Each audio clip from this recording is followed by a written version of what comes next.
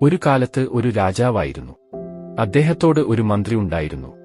രാജാവിന്റെ മന്ത്രി വളരെ ബുദ്ധിശാലി. രാജാവ് ചെയ്യുന്നത് തെറ്റി ചുട്ടിക്കാട്ടുന്നത്. എന്ത് നടന്നാലും അത് ഗുണം ചെയ്യും എന്ന് പലപ്പോഴും പറയാറുണ്ട്. 500 രാജാവ് ഒരുവട്ടം കത്തി യുദ്ധം ചെയ്തുകൊണ്ടിരുന്നു. അപ്പോൾ തിടിരന മന്നറിന്റെ കാലിൽ കത്തി വീണു. അവന്റെ പാദത്തിന്റെ ഒരു വിരൽ തുണയ്ക്കപ്പെട്ടു.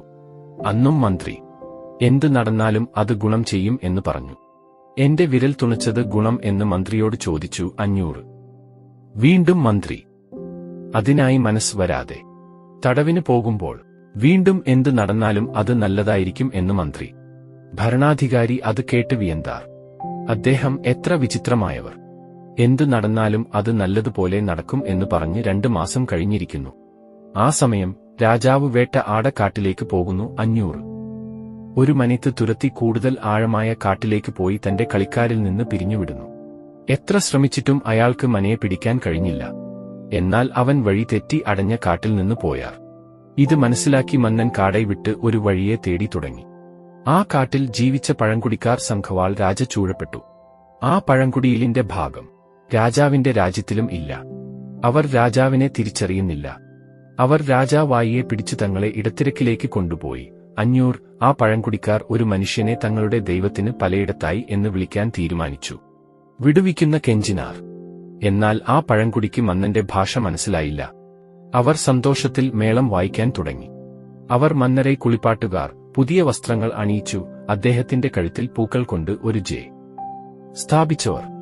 അവർ ഭരണകൂടത്തിന് കൊല്ലത്ത് തയ്യാറായപ്പോൾ പഴംകുടിത്ത് നേതാവ് മന്നാറിന്റെ കാലിൽ ഒരു വിരൽ തുന്നിക്കെട്ടിയത് കണ്ടാർ. ഇത് കണ്ട അദ്ദേഹം 200 നിർദ്ദേശിച്ചു. കൂടാതെ ഈ മനുഷ്യനെ ബലിയടക്കാൻ കഴിയില്ല എന്ന് പറഞ്ഞു. അവൻ മുഴുവനായിടയാതവൻ. മുഴുത്ത മനുഷ്യനെ ബലിയാക്കിയാൽ ദൈവം സന്തോഷിക്കുന്നതിന് പകരം കോപമടയും. അതുകൊണ്ടാണ് രാജാവായി വിടുന്നത് എന്ന് മുടിവെടുത്തു. 500 മന്നൻ സന്തോഷത്തോടെ അരൺമയ്ക്ക് മടങ്ങാൻ. എന്റെ പാദത്തിന്റെ ഒരു വിരൽ തുണ്ടിക്കാതിരുന്നാൽ ആ പഴംകുടിക്കാർ എന്നെ കൊന്നിട്ടുണ്ടാവും. മന്ത്രി പറഞ്ഞത് സത്യമാണ് എന്ന് കരുതി അദ്ദേഹത്തെ വിട്ടേച്ച് സൈനികർക്ക് നിർദ്ദേശം നൽകി. 500 മന്ത്രിയെ ജയിലിൽ നിന്ന് പുറത്തേക്ക് വന്നു. അദ്ദേഹത്തിന് മന്ത്രി പദവിയെ തിരിച്ചു കൊടുത്തു. രാജാവ് 500 അന്ന് ഒരു ദിവസം മന്ത്രിയോട് സംസാരിച്ചിരിക്കുമ്പോൾ 500 എന്റെ വിരൽ വെട്ടപ്പെട്ടു. ഇത് എന്റെ പ്രയോജനത്തിനായി സംഭവിച്ചു.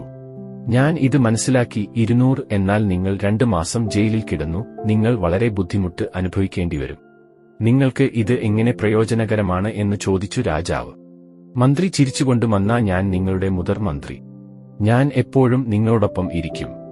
ഞാൻ സിരയിൽ ഇല്ല എന്ന് പറഞ്ഞാൽ അന്നും നിങ്ങളുണ്ടായിരുന്നിരിക്കാം. നിങ്ങളുടെ വിരൽ നോക്കി നിങ്ങളെ വിടു 500.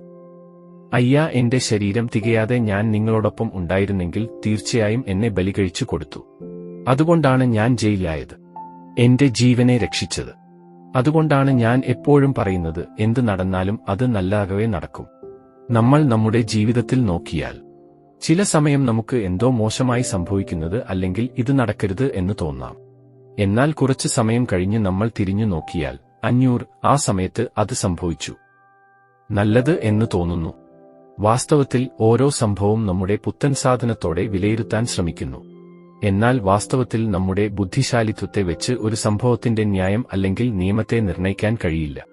ലോകമെമ്പാടും ഉള്ളത് 500 നല്ല പ്രവൃത്തികൾ ചെയ്യുന്നവർക്ക് സന്തോഷം.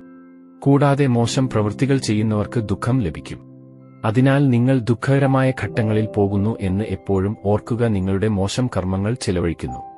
നിങ്ങളുടെ മോശം കർമ്മത്തിന്റെ ഫലപ്രാപ്തിയിലൂടെ പ്രകൃതി നിങ്ങളെ എപ്പോഴും പുരോഗതിയിലേക്ക് നയിക്കുന്നു.